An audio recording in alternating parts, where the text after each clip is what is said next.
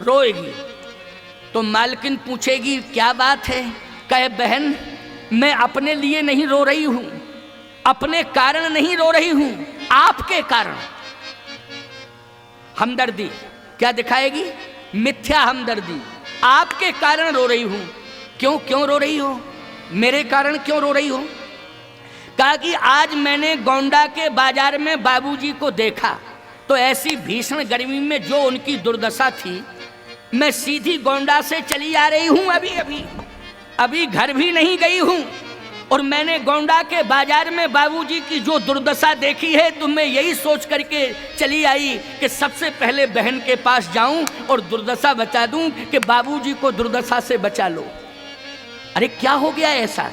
इतनी भीषण गर्मी में मैंने देखा इस दुकान पर ये खरीद रहे, उस दुकान पर वो खरीद रहे, इस दुकान पर वो, उस दुकान पर वो, पसीने पसीने थे। तो वो मालकिन कहती है घर के मालिक हैं, आखिर जिम्मेवारियां हैं, बाबूजी नहीं देखेंगे तो कौन देखेगा? तो तुरंत मंथरा कहेगी यही तो अफसोस है कि कमाए तुम्हारे और खाएं सबरे। समझ लो मंथरा आ गई है, बस यही भाषा उसकी होगी, कमाएं तुम्हारे और खाएं सबरे। समझ लेना ये मंथरा आ गई है। मैं एक बात कहना चाहता हूं माताओं बहन बेटियों, यदि इस प्रकार की कुविचारधारा लेकर के कोई नारी आपके परिवार में विखंडन पैदा कराना चाहती है तो उस नारी का बहिष्कार कर दो कि आज के बाद हमारे घर में आने की आवश्यकता नहीं है, हमारे घर में आने की कोई आवश्यकता नहीं है। इसलिए स्पष्ट रूप से बोल दो, संकोच करने की कोई आवश्यकता नहीं है। यही मंथरा है जो इस प्रकार की भावना पैदा करे, भड़काए पूरे परिवार को, संगठन बिगाड़ने की कोशिश करे, इसी को मंथरा कहते हैं। इसलिए आज मंथरा अपयश की पिटारी लेकर के पहुंची और इस तरह से कैकेयी से बोलने लगी कि मुझे लगता है कि आपके ऊपर बहुत बड़ा संकट आने वाला है। क्या संकट? कैसा संकट? आपको मालूम है कौशल्या का बेटा राम राजा बन रहा है। अच्छा, बहुत अच्छी बात है। कौशल्या का बेटा राम क्यों कह रही है तू? मेरा बेटा राम नहीं है क्या? देखो कौशल्या का बेटा राम क्यों कह रहे? मेरा बेटा भी तो राम है। अच्छा एक बात बता मंथरा, राम कौशल्या के पास ज्यादा रहता है कि मेरे पास रहता है? मंथरा बोली इसमें साजिश है। देखो मंथरा क्या बोली? मंथरा बोली इसमें साजिश है, बहुत बड़ी साजिश है। कौशल्या ने अपने बेटे राम को तुझसे लिखा पढ़ा के सिखा पढ़ा के भेजा है कि कैकेयी के पास ज्यादा रहा कर बेटा। क्यों? अगर तूने कैकेयी को खुश कर लिया तो पूरी प्रॉपर्टी तुझे मिलेगी, इसलिए षड्यंत्र के तहत भरत को ननिहाल भेज दिया। षड्यंत्र के तहत भरत को ननिहाल भेज दिया है और यहाँ राम को सिखा पढ़ा करके कैकेयी के पास भेजा गया है। तुम समझती नहीं हो बहन, मैं तो जगह जगह जाकर के ये सुन के आई हूँ कि राम को राजा बना दो और सीता जी को महारानी बना दो। एक बात मेरी समझ में आ रही है, कद्रू बिनते दिन दुख तुम्हें कौशला दे, दुर्दशा हो जाएगी। ये कौशल्या ही तुम्हारी दुर्दशा करेंगी अगर मेरी बात मानो तो आज राम का विरोध करो।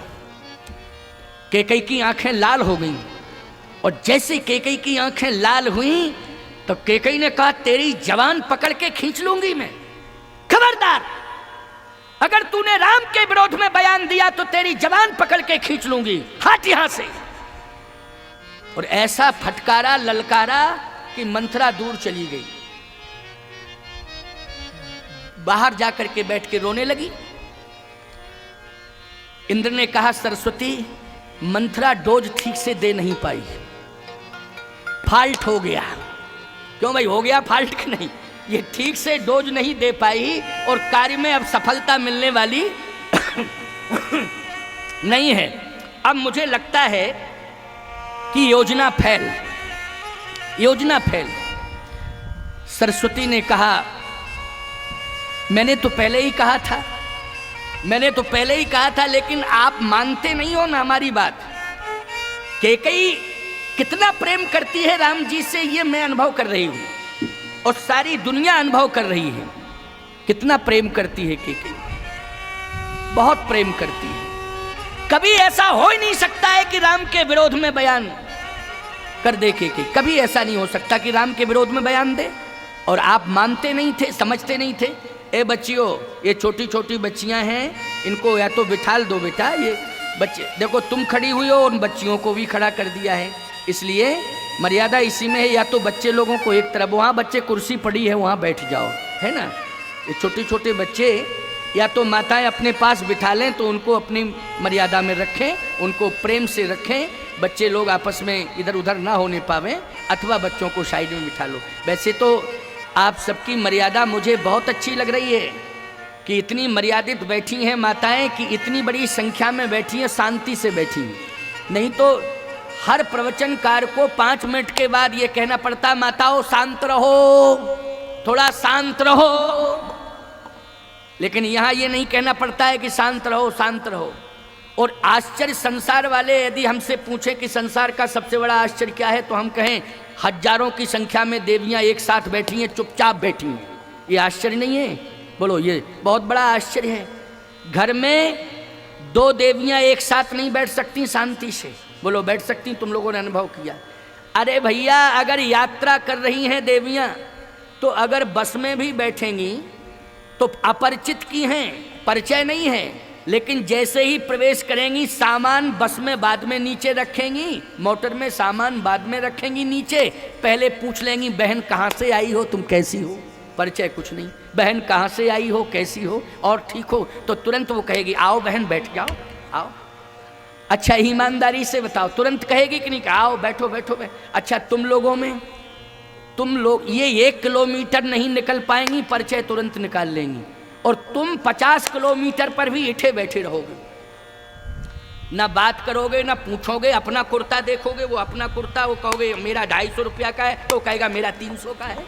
क्या मैं तुझसे कम हूँ क्या? तू कौन होता है? बोलो। लेकिन इनके अंदर कितना बड़ा प्रेम है, कितना बड़ा संगठन है, यूनियन है, कि परिचय नहीं है लेकिन फिर भी तुरंत का, और बहन ठीक हो, कैसी हो? हाँ दीदी ठीक हूँ।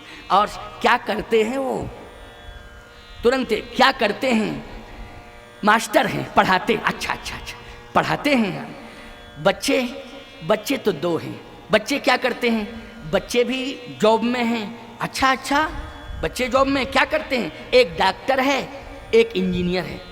अच्छा अच्छा, बहन तुम्हारे वो क्या करते हैं? हमारे तो पूरे जिले के शराब के सप्लायर हैं। पूरे जिले में शराब की सप्लाई वही करते हैं, ठेकेदार हैं। क्यों? समझ में आई बात कि नहीं? अरे राम राम राम राम। अच्छा, तो बच्चे तो 4 हैं। अच्छा अच्छा, 4 बच्चे हैं। बच्चे क्या करते हैं? का 2 सेंट्रल जेल में हैं और 2 फरार हैं।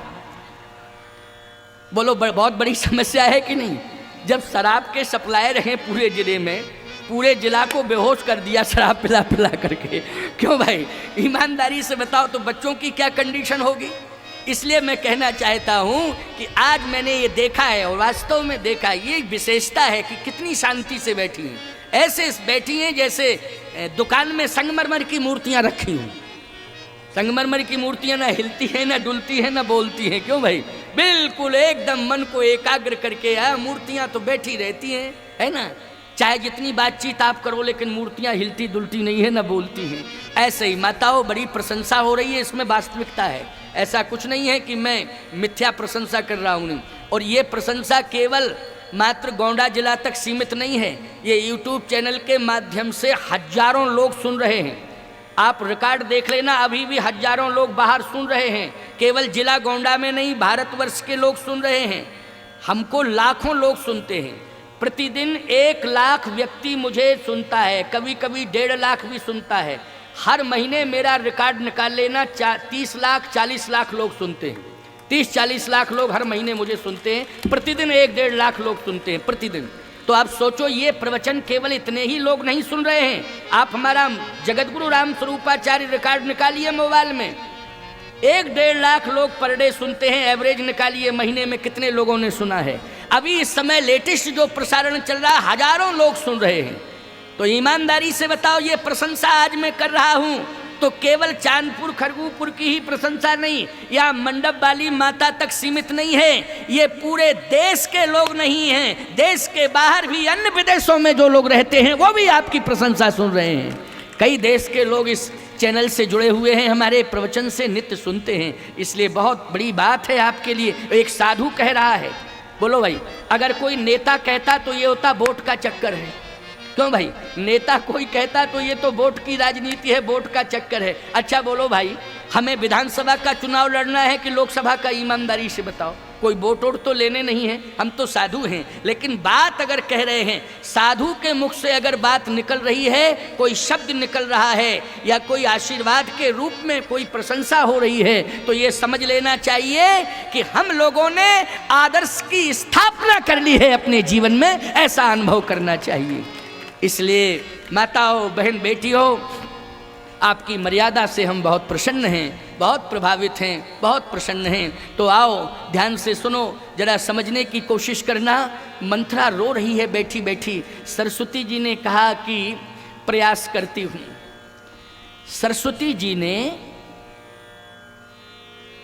मंथरा को बोलने की क्षमता दे दी और 100 सोतों की कथा मस्तिष्क में भर दी। 100 सोतों की कथा। अच्छा, एक सौत की कथा ही खतरनाक होती है और 100 सोतों की कथा, अब बताओ डोज कितना जबरदस्त है। 100 सोतों की कथा। अच्छा, एक बात आपको बतावें, बड़े बड़े वक्ता हों, अभी आप हमसे ही कहो तो 2-4 सोतों की कथा हम खोज खाज के सुना देंगे, लेकिन 100 सोतों की कथा तो बड़े बड़े विद्वान नहीं सुना सकते हैं खोज के। लेकिन सरस्वती अगर कृपा कर दें तो ये संभव है कि नहीं? बोलो, किसकी कृपा से संभव है?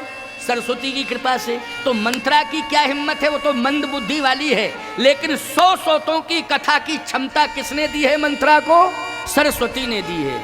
इसलिए सरस्वती जी ने जब दोबारा प्रयास किया तो नाम मंथरा मंदमती चेरी के कई केरी ओ अजस पितारी ताही करी गई गिरामती फेर। लेकिन अपयश की पिटारी तो रख के चली गई, लेकिन 100 सोतों की कथा सुनाई बाद में तो के कई प्रभावित हो गई। कहत कथा सत सवत की जही सन बाढ़ी विरोध। 100 सोतों की कथा जब मंथरा ने सुनाई केकई को तो केकई का दिमाग बदल गया। केकई का दिमाग बदल गया साहब। केकई की आंखें लाल हो गई। केकई ने कहा, मंथरा मेरा भविष्य अंधकार में। मंथरा ने कहा, दीदी हम यही तो कह रहे थे, आप समझ ही नहीं रही थी। लेकिन ये पावर किसने दिया, जल्दी बोलो? ये सरस्वती ने पावर दिया कि नहीं दिया? सरस्वती ने पावर, मंथरा का पावर नहीं था, ये किसका पावर था? सरस्वती का था। माध्यम कौन बन गई? मंथरा बन गई और आंखें लाल हो गई। कहा, मंथरा ये सत्य है, राज्याभिषेक की तैयारियां हो रही हैं, लेकिन भरत के पास कोई सूचना नहीं। अगर भरत के पास सूचना नहीं है तो मेरे मायके में भी कोई सूचना नहीं है, कश्मीर में कोई सूचना है। घर में इतना बड़ा उत्सव हो, लेकिन सूचना रिश्तेदारों को दी जाती है, निमंत्रण दिया जाता है कि नहीं दिया जाता है? बोलो भाई, दिया जाता है कि नहीं? मंथरा कहती है कि अगर आपको मानते होते तो कश्मीर में निमंत्रण पहुंचाते कि नहीं पहुंचाते? लेकिन निमंत्रण नहीं पहुंचाया। अरे सोचो, निमंत्रण की बात छोड़ो, बच्चों को तो घर में बुलाया जाता है, जब कोई विशेष उत्सव होता है तो बच्चों को बुलाया जाता है। भरत जी के पास कोई सूचना? केकई ने कहा, सूचना तो नहीं पहुंची है। मैं तो कह रही हूं कि भरत जी को ननिहाल षड्यंत्र के तहत भेजा गया।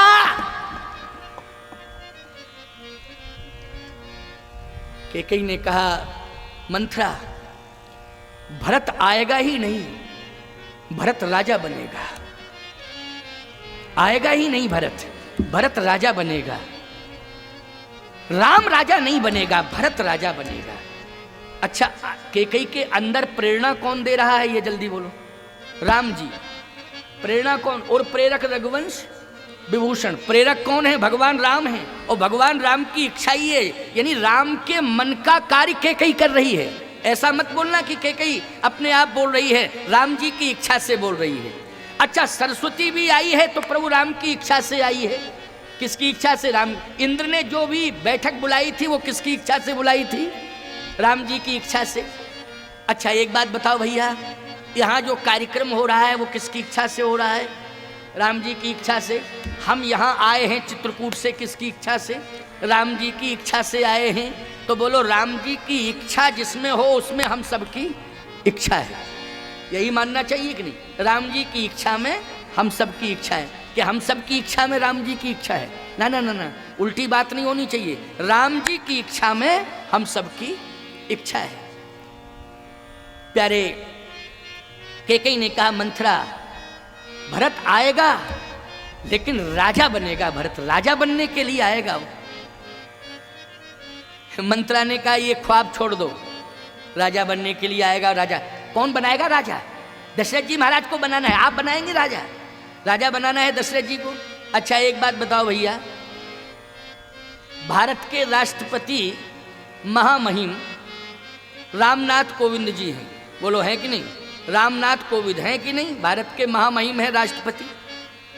मैं आपसे पूछना चाहता हूं, राष्ट्रपति रामनाथ कोविंद को महामहिम रामनाथ जी की पत्नी ने बनाया क्या? सिस्टम के तहत बने कि नहीं बने? बोलो। भारतीय संविधान की जो मर्यादा है उस मर्यादा के तहत ही उनको बनाया गया कि नहीं बनाया गया? बनाया गया। अच्छा एक बात बताओ, रामनाथ कोविंद जी की पत्नी कहे कि अब आप बूढ़े हो गए हो, राष्ट्रपति बेटे को बना दो, तो बोलो राष्ट्रपति जी के हाथ में ही ये नहीं है। संविधान जो कहेगा, बोलो भाई, यहाँ पत्नी की नहीं चलेगी, यहाँ संविधान की चलेगी। तो मंथरा कहती है कि आपके कहने से थोड़ी भरत राजा बन जाएंगे। संविधान है जेठ स्वामी सेवक लघु भाई। देखो संविधान यही है कि नहीं? क्या है? जेठ स्वामी सेवक लघु भाई, यह दिनकर कुल रीति सुहाई। जेठ स्वामी बड़े को ही राजा बनाया जाता। भरत आ भी जाएगा, राजा तो राम ही बनेगा। तो क्या करना चाहिए? राम को अयोध्या से बाहर भेजो, फिर भरत को बुलाओ। राम को पहले अयोध्या से बाहर भेजो, तब समाधान होगा। जब राम ही नहीं रहेगा अयोध्या में तो फिर भरत को तो राजा बना ही जाएगा, क्योंकि राम के बाद भरत जी हैं और भरत के बाद लक्ष्मण है, लक्ष्मण के बाद शत्रुघ्न है। बोलो यही परंपरा है कि नहीं? और जब राम स्वीकार नहीं करेंगे राज्य को, या राम को किसी तरह से अयोध्या से बाहर भेज दिया जाए, तो निश्चित है कि सिंहासन खाली हो जाएगा और उस समय विकल्प केवल भरत। तो पहले राम को वन भेजो और अयोध्या की सीमा के उसमें प्रतिबंधित करना है राम को कि अयोध्या की सीमा के अंदर न रहें, क्योंकि सीमा के अंदर रहेंगे तो समस्या बनी रहेगी। सीमा से बाहर, सीमा से बाहर। ठीक है, आने दो चक्रवर्ती सम्राट जी को, मेरे पास अभी आएंगे, मैं विवश कर दूंगी उनको। मंथरा बोली ना ना ना ना, मांगने मांगने का तरीका होता है। क्यों भाई? मांगने मांगने का तरीका होता है, और ये भी विचार करना चाहिए कि कहाँ मांगना चाहिए, किस स्थान पर मांगना चाहिए। क्यों भाई? किस स्थान पर मांगना चाहिए, ये भी एक नियम हुआ करता है। बोलो हुआ करता है नियम कि नहीं? हाँ, तो कहाँ मांगना चाहिए? यही तो मांगूंगी जहाँ कनक भवन में बैठी हूँ। का नहीं, कनक भवन में नहीं, फिर कोप भवन में। कनक भवन में थोड़ी, कोप भवन में। भूमि भूमि का प्रभाव होता है कि नहीं होता है? क्यों भाई? भूमि भूमि का प्रभाव होता है। का कोप भवन में? कोप भवन सामने था। जब से कोप भवन बना था तब से कोप भवन का उद्घाटन ही नहीं हुआ था। सत्य तो यही है। कोप भवन अभी दशरथ जी ने थोड़ी बनवाया था। कोप भवन, कोप भवन महाराज दशरथ ने नहीं बनवाया था। कोप भवन तो महाराज इक्ष्वाकु के समय का ही बना हुआ था, समझ लेना। लेकिन उद्घाटन नहीं हुआ था, जरूरत ही नहीं थी। जरूरत पड़े तब ना उद्घाटन हो। कोप भवन का उद्घाटन नहीं हुआ है। कोप भवन में अंधकार है और वर्षों से अंधकार है। मंथरा कहती है ये कोप भवन लिखा है, यहाँ जाना पड़ेगा, यहाँ जा। तो कैकेयी ने कहा देखो कभी कोई गया नहीं है, उसमें प्रकाश तो है नहीं, तो पहले तू प्रकाश की व्यवस्था कर। मंथरा बोली यही तो बुद्धि खराब है। कोप भवन का मतलब है अंधकार। वो अंधकार में अगर प्रकाश कर दिया तो मतलब क्या? मतलब ही नहीं। फिर अंधकार में जाओ, क्योंकि अंधकार अंधकार, दशरथ जी को भी अंधकार दिखाई देना चाहिए, प्रकाश की व्यवस्था नहीं, कोई मतलब नहीं। अगर प्रकाश कर दिया तो क्या मतलब। अच्छा बोलो भाई, रात्रि है, ये जो तुमने प्रकाश किया है निश्चित रूप से चैलेंज किया है रात्रि को कि नहीं किया है, जल्दी बोलो। कार्यक्रम कराने के चक्कर में तुमने चैलेंज कर दिया रात्रि को कि रात्रि तू कितनी ही क्यों ना आ जाए, हम कार्यक्रम कराएंगे कराएंगे, रात्रि यही में कराएंगे, चाहे जैसे हो रात्रि में कराएंगे। तो कैसे कराओगे, हम मरकरी बल्ब रॉड ये सब प्रकाश की व्यवस्था कर देंगे। तो रात्रि भी कहती है हाँ बात तो सही है, जब तुम हमें विवश कर दोगे मजबूर तो अलग बात है। तो सीधी सी बात यह है कि अंधकार, कोप भवन का मतलब है अंधकार, कोप भवन। इसलिए कोप भवन में आप जाइए, मैं कनक भवन के दरवाजे पर बैठी रहूंगी, महाराज जैसे ही आएंगे तो मैं अभी घर नहीं जाऊंगी, क्योंकि महाराज कहेंगे कैकेयी कहाँ है, तो हमें बताना पड़ेगा ना। और कोप भवन में आप डिमांड करना। और सुनो, आपको याद है, कैकेयी बोली मुझे कुछ याद नहीं है। आपको याद नहीं है, आपके पास मांगने के लिए चांस है, मैं बताऊं। अच्छा ईमानदारी से बताओ, कैकेयी को याद नहीं, मंथरा को कहां से याद है, लेकिन मंथरा को याद कौन दिला रही है, जल्दी बोलो। सरस्वती, बोलो दिला रही है नहीं याद, कौन सी याद दिला रही है, बोले देन कहेऊ मोहे दोई बरदाना। मंथरा ने कहा देवासुर संग्राम में आप रथ चला करके सारथी बन के गई थी कि नहीं गई थी। हाँ हाँ गई थी, आपको याद है। कहा याद नहीं है, लेकिन तूने याद दिला दिया। देवासुर संग्राम में जब आप गई थी तो रथ का संचालन करके गई थी, सारथी नहीं गया था, स्वयं आप सारथी बन के गई थी। हाँ हाँ हाँ ठीक, ये याद कौन दिला रही है, सरस्वती याद दिला रही है। आपको मालूम है कि देवासुर संग्राम में क्या हुआ था। हाँ हाँ याद आ गया, याद आ गया। भीषण युद्ध हुआ था देवताओं में और दैत्यों में, लेकिन मैं तो मंथरा देवताओं के पक्ष से गई थी ना, देवताओं के पक्ष से। अच्छा महाराज श्री दशरथ गए थे युद्ध करने के लिए, युद्ध लड़ने के लिए, तो किसके पक्ष में गए थे, देवताओं के पक्ष में गए थे। फिर क्या हुआ, कहा जैसे ही चक्रवर्ती सम्राट महाराज श्री दशरथ को देखा तो उस समय शनि का प्रकोप चल रहा था महाराज के ऊपर। याद रखना, जब देवताओं के पक्ष में युद्ध करने के लिए गए, दैत्यों ने आक्रमण किया, तो उस समय शनि की महादशा थी। और जैसे ही महाराज देवताओं के पक्ष में आए तो शनिश्चर चला गया दैत्यों के पक्ष में कि अब हम लड़ेंगे। तो शनिश्चर ने पूरी ताकत लगाई और महाराज के प्राण लेने के लिए शनिश्चर ने संकल्प कर लिया कि मैं प्राण ले लूंगा। लेकिन उस समय बचाने वाली थी, महाराज के प्राण को बचाने वाली थी कैकेयी। कौन थी, कैकेयी। एक बात आपको बताएं, कैकेयी पतिव्रता है, महान पतिव्रता नारी है कैकेयी, सामान्य मत मानना।